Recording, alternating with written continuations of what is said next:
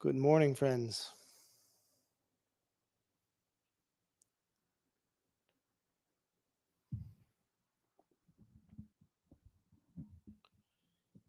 It is lovely to be here with you this morning.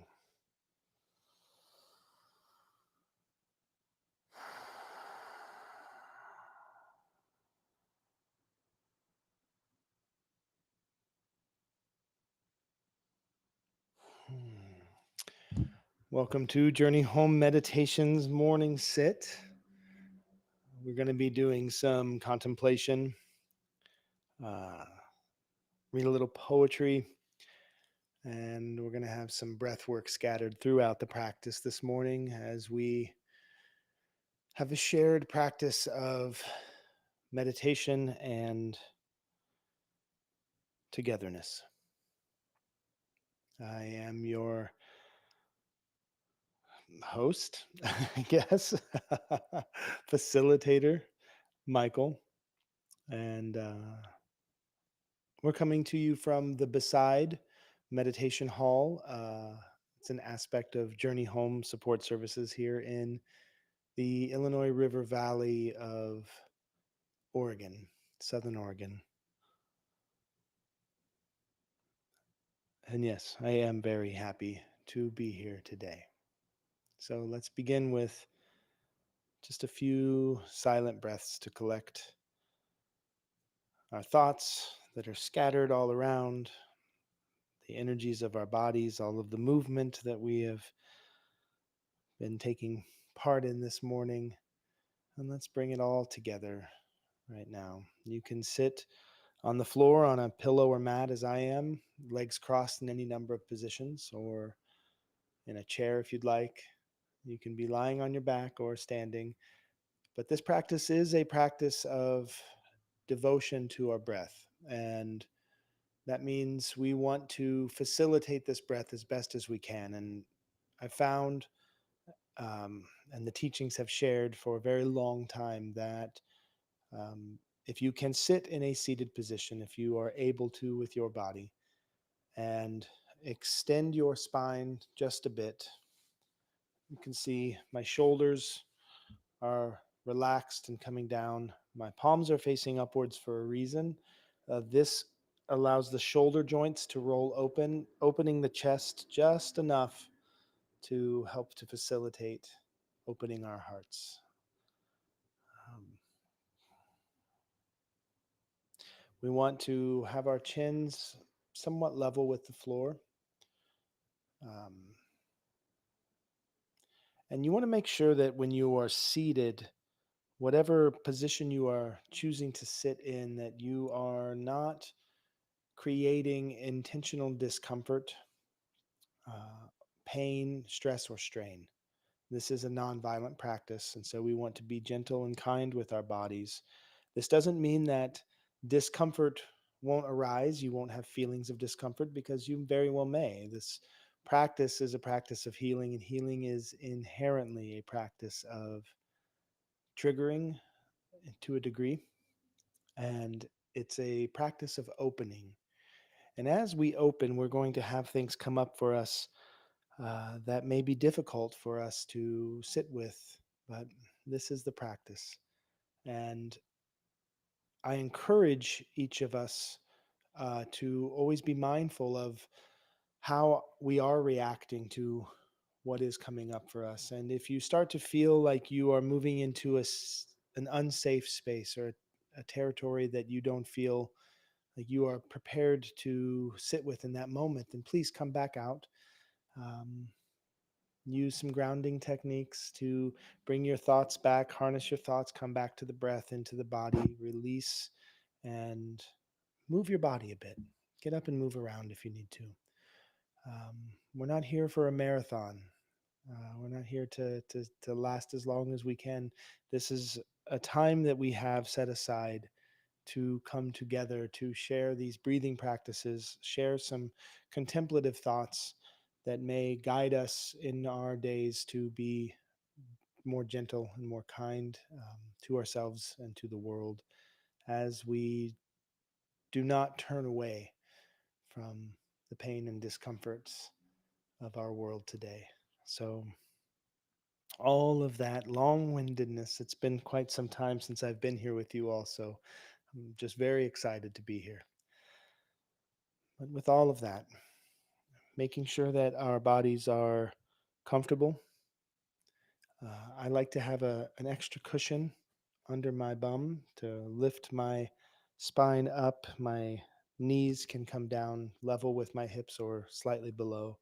And this helps with the tinglies that you might get in your lower legs and feet from sitting in a cross legged position. But you don't by any means have to sit on the ground in a cross legged position. You can sit in a chair with your feet flat to the floor if you'd like. Um, let's move into a practice today.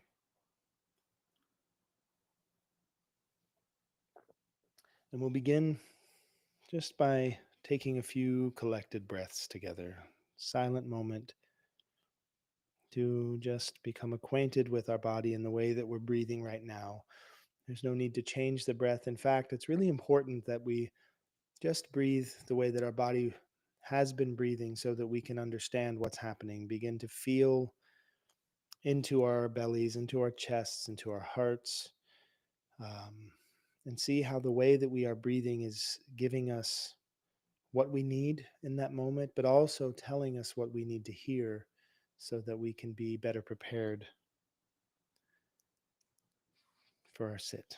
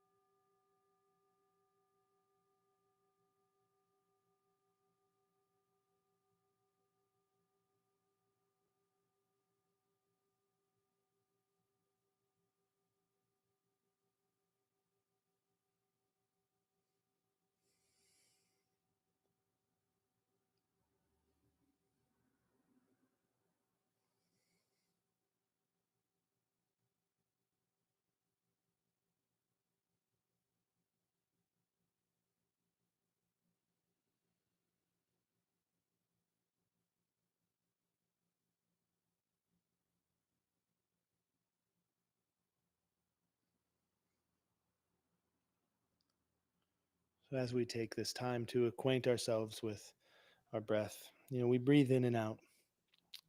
From the moment we enter this world to the moment that we leave, we are breathing in and out. We do this really whether we intend to or not. Right? We do this in conscious states and in states of unconsciousness. So the spirit is moving in and out of the body at all times. But how often do we sit in this culture, at least in this time period, in this world that we live in today? How often do we get a chance to sit and just pay attention to that breath, to see how that breath feels, how we are connected to one another in that space or in this place and time? It's not very often. It's not something we've been taught. And in fact, breathing isn't something that we've been taught. It's just kind of taken for granted that everybody is breathing in a way that best facilitates the needs of their body, that meets the needs of their body. But we're learning that there are ways in which we have become adapted to a what J. Krishnamurti calls a profoundly sick society or a profoundly unhealthy society. Uh, J. Krishnamurti's famous quote is, "It is no measure of good health to be well adjusted to a profoundly sick society." And this is not, in my understanding of it, meant to judge society as a profoundly bad society.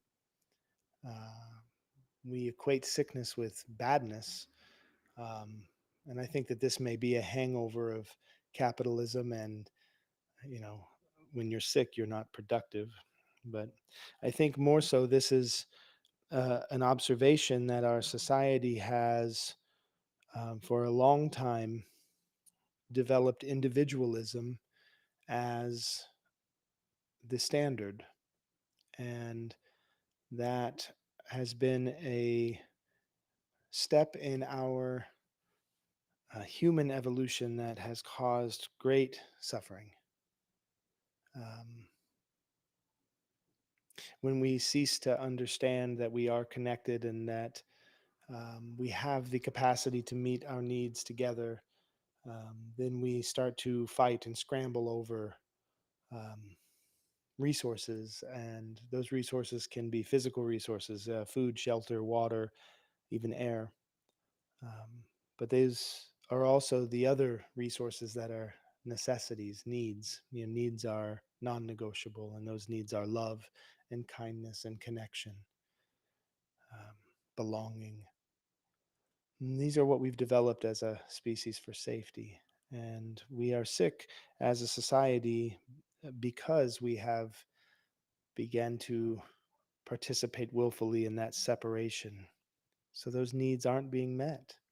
And as I said, needs are non negotiable. And when your needs aren't met, then it creates deficit. So I think the understanding of J. Krishnamurti's um, insight is not to judge society as bad, but to say we are sick, we are unwell. And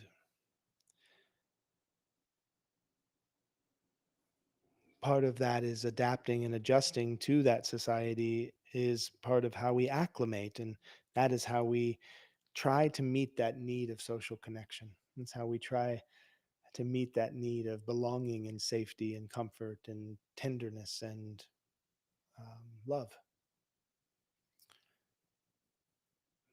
But in doing so, we develop physical representations of the lack of needs being met. And one of those is the way that we breathe often.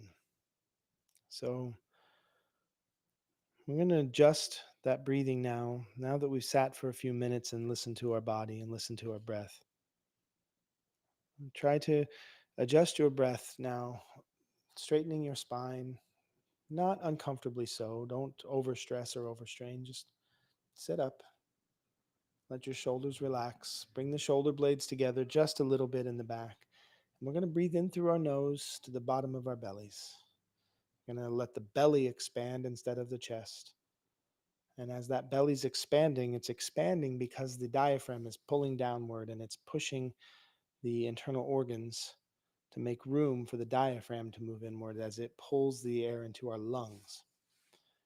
It's going to be using nearly every muscle in the body at some point to do this, very subtly in some places. You don't think about how your toes may react to your diaphragm moving downward, but a proper breath is going to show you how the whole body participates in this breath. And in doing that, I think you'll see a shift in maybe the way your thoughts are functioning or the way your emotional body is feeling right now, as well as the physical body. So let's take a few breaths together, breathing in through the nose gently to the bottom of the belly. And when you release, you can release from the mouth or the nose, but you want to release slowly and calm. And it may not start that way at first, and that's okay. This is why this is a practice. We're going to practice this. But let's take a few breaths together like this. Breathing in through the nose and out.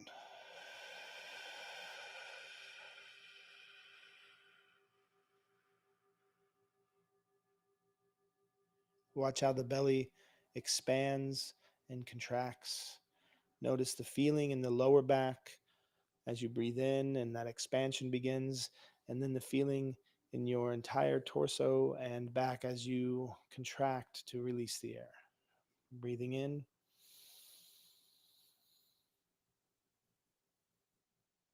and out.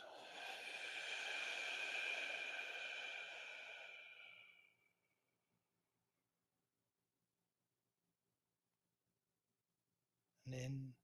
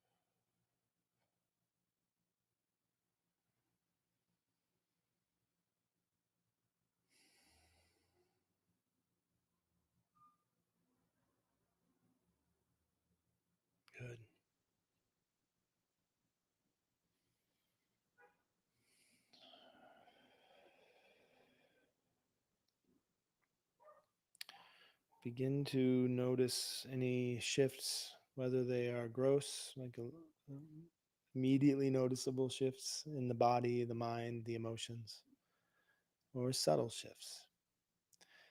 Sometimes it's the most subtle of shift at our center that creates the largest shift outward. If you can picture your heart and breathing into your heart and out of your heart for just a few breaths. Feel as your heart expands as you breathe in. And as you breathe out, feel how the heart is pushing everything outward, just flooding the room around you with love.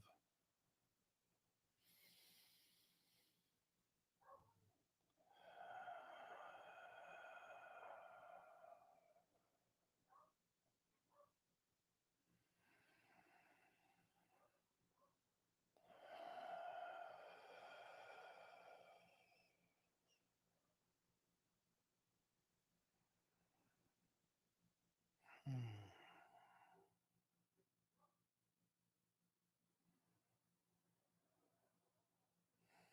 See, I think it's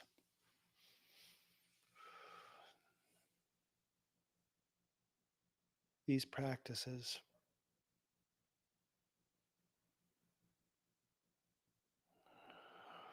Ooh, I can feel the opening. I don't know. Uh, Tears just want to come. Hmm. Just recognizing in this moment that as I even spoke the words to flood the room with love, I was realizing maybe how I've been forgetting this, forgetting that I can flood a room with love. And I've been entering into spaces um, where I recognize what I feel might be a deficit of love. And instead of remembering my practice, that my heart is producing love. The generations of energy that come from my body can move outward.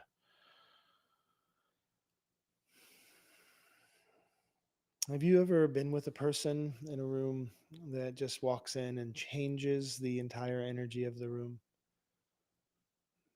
This could be they bring a frenetic energy. They come in like a cannonball, or they come in with a calmness, or they come in with a sadness or an anger or whatever it is their frequency may be in that moment, wherever it is that they're being conscious and aware with their energy. They have the ability to come into a room and change everything around us. Well, that's you as well. That's each of us. And it's one of our adaptability skills, right? One of the things that we do to adapt is we can learn to absorb or meet other people where they are. And we do this very subconsciously. Sometimes we aren't even aware of it. But a good example of that is when somebody comes in and you get a feeling of them being dangerous. And these are really easy ones for us. We get these often.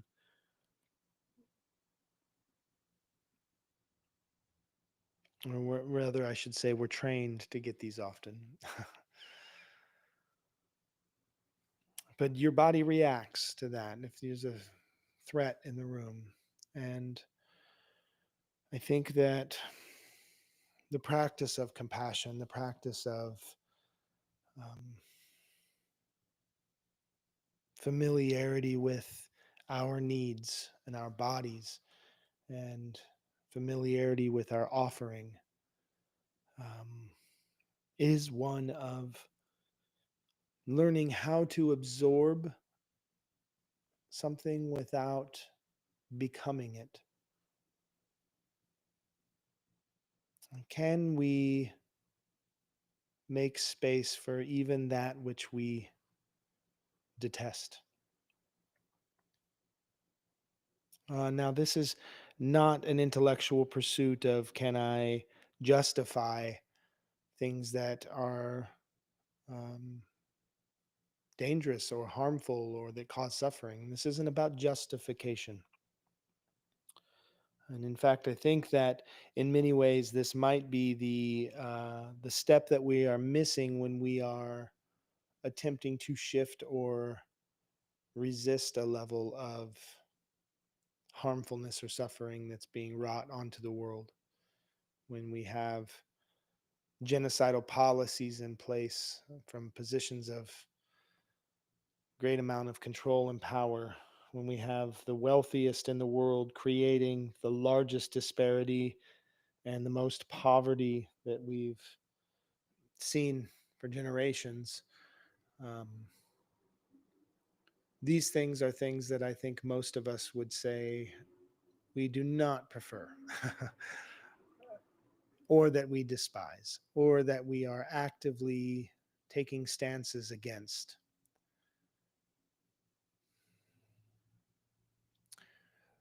But the question is not do you oppose it in your thoughts?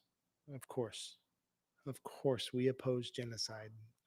I oppose genocide. I don't want to take it for granted that you do as well, but of course, I oppose genocide. Of course, I am opposed to enslavement of human beings. Of course, I am opposed to uh, causing suffering on interpersonal or systemic levels.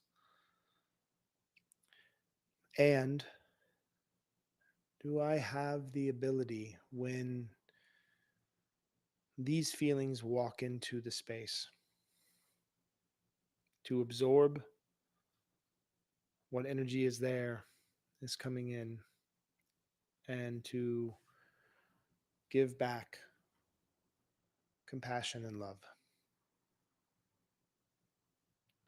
And I'm learning about myself that this is a practice.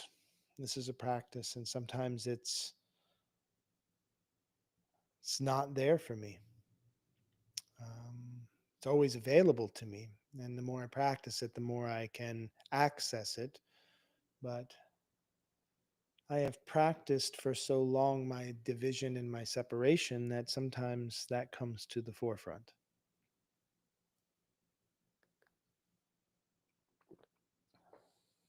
And so this is a practice of practicing. And I say that not to be clever, but to be honest. That when we come out of practice of the ways in which we understand our healing, then we will step into our pain armed to the teeth. I think it's just that simple. That disarming is a conscious practice and effort.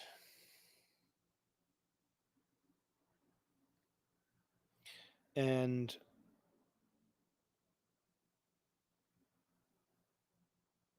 taking a few breaths together is to understand that you are not alone. Even right now, in the space that you are in the space that I am in, being separate spaces, um, we are not alone. That right now, somewhere else, someone is breathing in through the nose to the bottom of the belly with the intention of pouring love into the room.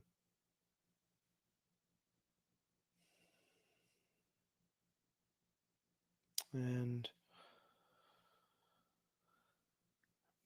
I think that from what I observe, there is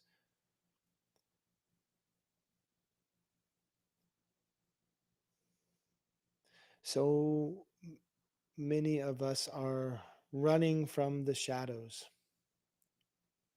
and seeking any way we can to try to recreate feelings of lightness or carefreeness, but we're not sitting in the shadow. We are not accommodating and absorbing even this. And it is difficult.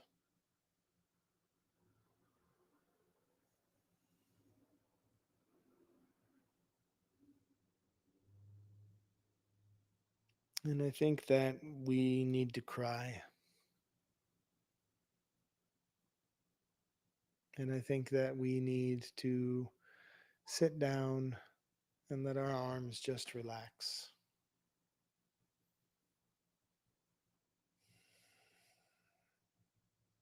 And while sitting here, I can't meet all of my human needs. I can meet the ones that I'm not meeting in the other things I'm doing.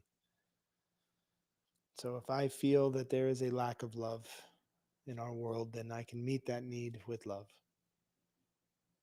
I can do that from here. And it begins and ends with the breath. It really does. So let's have a few moments breathing in through the nose to the bottom of the belly gently and breathing out. Sustain that out breath and begin to feel yourself pouring love into the world all around us.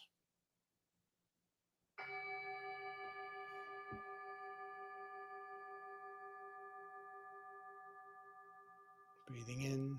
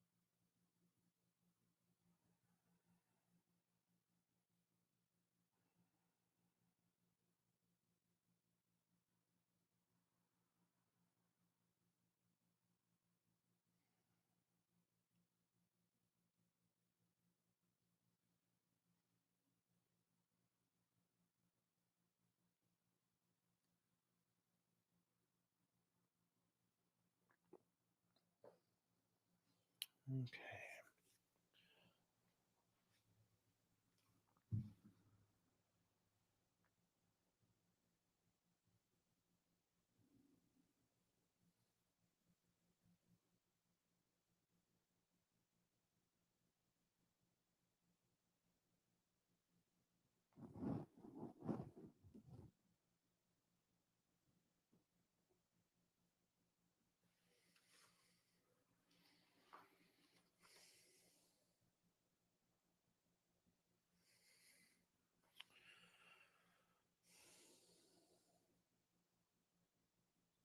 I think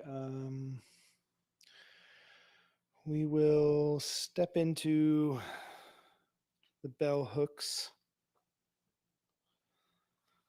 Appalachian Elegy. Again, we'll get back into it. For those of you who are unfamiliar, we are moving through um, all 66 parts of Bell Hook's phenomenal treatise on poetry and place called Appalachian Elegy. and we were entering into our practice a daily reading of one of the parts of this poem. It's separated out into one page, small poems that take us through a journey of what it is to ground into place. In this case, it's Bell Hook's place of birth, Appalachia. And we are not reading ahead. A couple of weeks ago, before we took the break, we actually read one piece every day that week, and that was number 23. And I'll read that again just briefly to bring us back into where we are, um, which we will be reading number 24 today, but I'm going to read 23 again. Um, Bring Buddha to rest home in Kentucky hills, that outside each window a light may shine, not a guilt teaching tradition. Be balanced, know loving kindness, end suffering, rejoice in the oneness of life, then let go. Carry nothing on your back, travel empty as you climb steep mountain paths.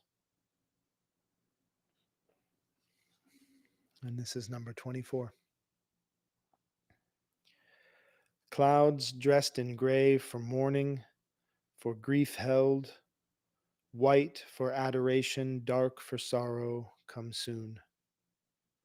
An eternity simply hidden where all sun and glory reigns, even so, in this now, there is just a promise of shadows, relentless.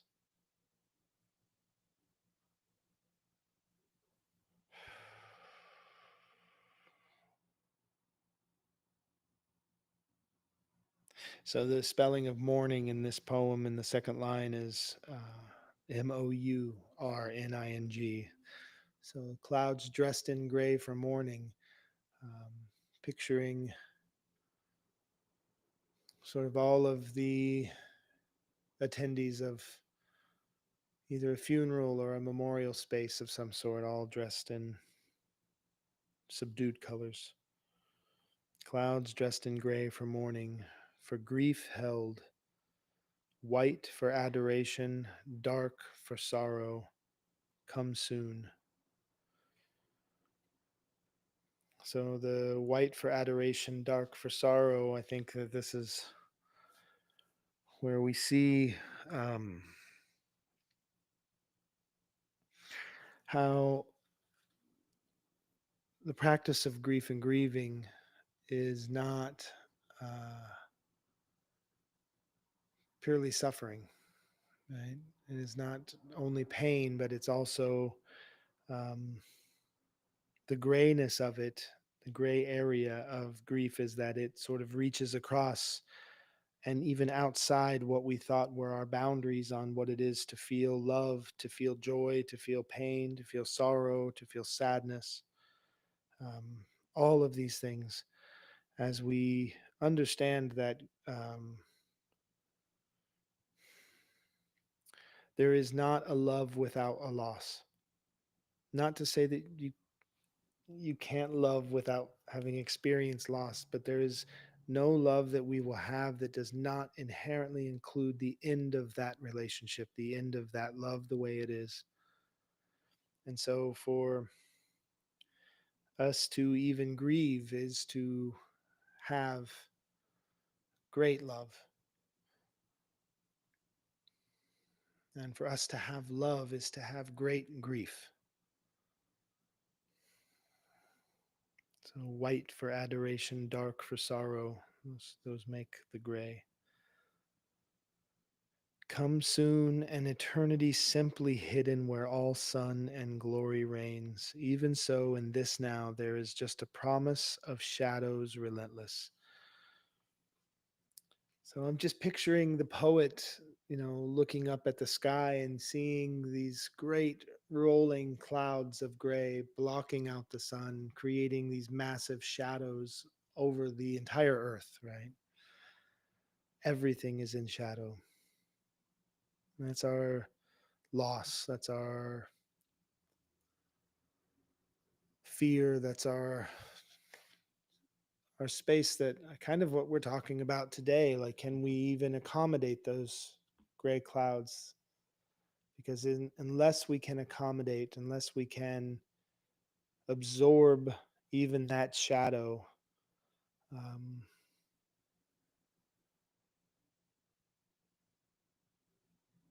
then we're going to resist it, and we're never going to truly understand what the poet calls all sun and glory.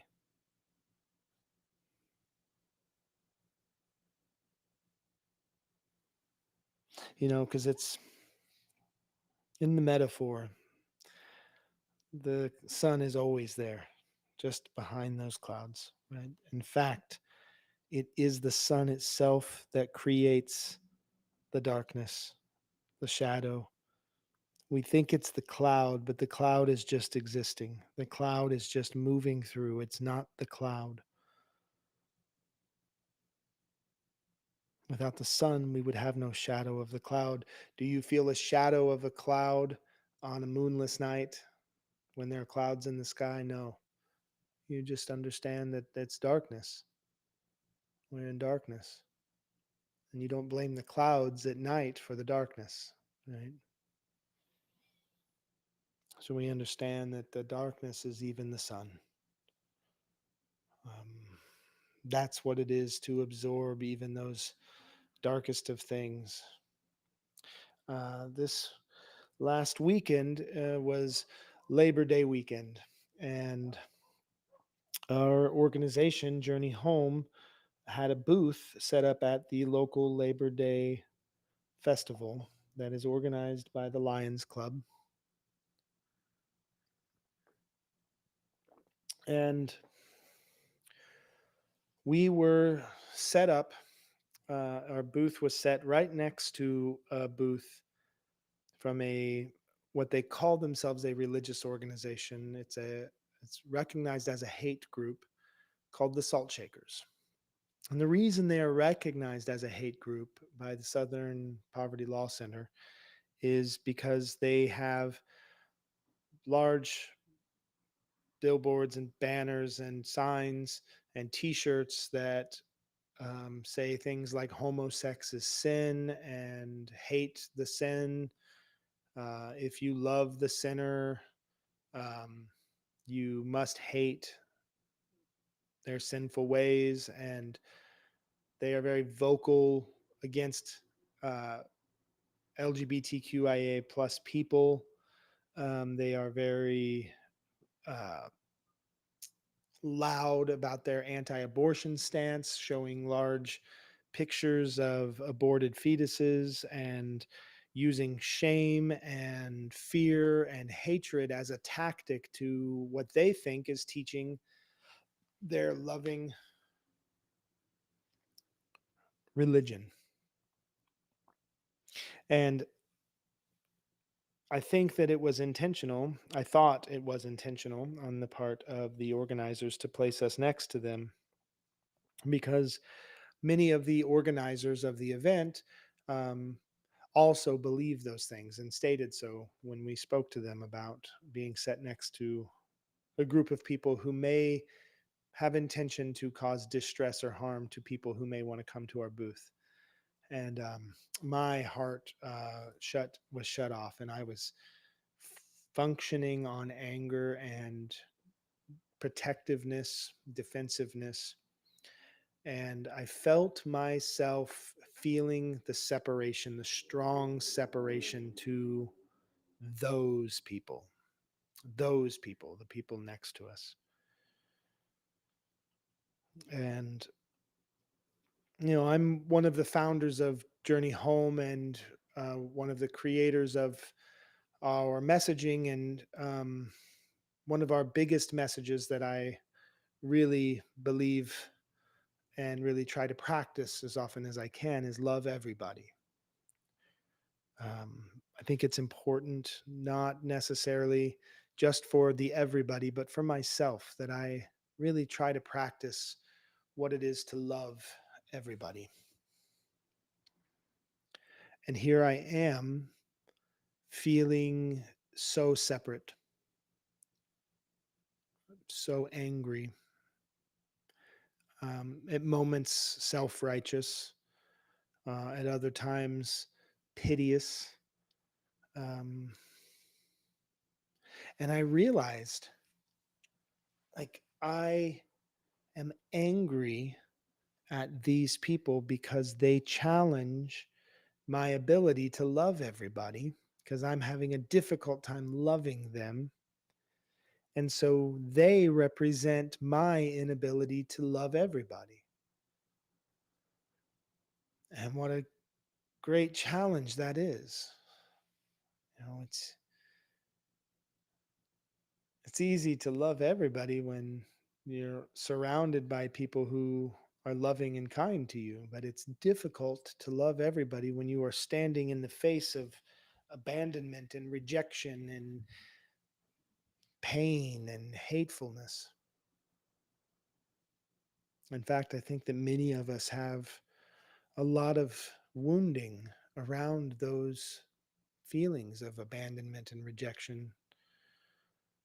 A lot of that has come from religious terrorism, um, religious trauma. I spent years of my life causing great amount of harm to my own body and to a lot of my relationships, and I think a lot of that was a um, an outcrop of some religious traumas that I was raised into. I had a hard time even um, anytime that Jesus or God or any of these religious symbols would come into my consciousness, I would become filled with rage, filled with anger inside. It took a long time and a lot of healing to come back to a place where I can understand that this is opportunity for me, um, to see through the people who are perpetuating their own hatred, their own pain, their own fear, their own abandonment, their own rejection, and utilizing religious symbolism and iconography as weapons. Um, but it's not the weapons that they use that's the problem, right? Just because they weaponized the teachings of Jesus doesn't mean that Jesus is a weapon. Just because they weaponize the teachings of a God concept doesn't mean that the concept of God is necessarily a weapon. Just like the cloud isn't the shadow. Right? Feelings of hatred. I was triggered into my feelings of otheredness. And then I had the realization, oh, this is my teacher. This is my teacher. I need to absorb even this. So I spent the last couple of days in my quiet thoughts, in my quiet moments, in my alone spaces, breathing in and breathing out.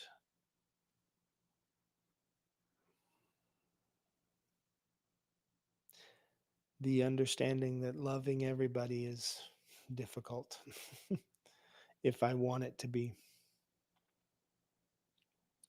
If my conditions for loving everyone requires me getting along with everyone, I'm in trouble. If my conditions for loving everyone requires me agreeing with everyone, I'm in big trouble. Because that means that if my conditions for being loved are that I am agreeable, and I am not agreeable to those things. So I need to understand where it is, excuse me, where it is that my fear of being unloved lives. And I have to learn that I am lovable even when someone is expressing to me all of their pain and their hate. It's not me. It's not me. And even if I'm in that shadow right now, it's all right. is right behind that cloud is love, everlasting, where glory reigns. And that doesn't have to be made religious, that doesn't have to be owned or copyrighted by a specific belief structure. It just is something that we can recognize if we choose. You cannot hate the love out of me. And so this morning, as I breathe in my practice is to fill my heart and then squeeze it like a sponge with the healing waters of love being drenched upon everything around me. That's my practice today. So thanks for being here. Maybe you can adopt some of those practices in your day, how to find the ways in which you are lovable beyond your fear of being unloved, and how that can quickly open us to loving. And I think that that's a need, and needs are non negotiable.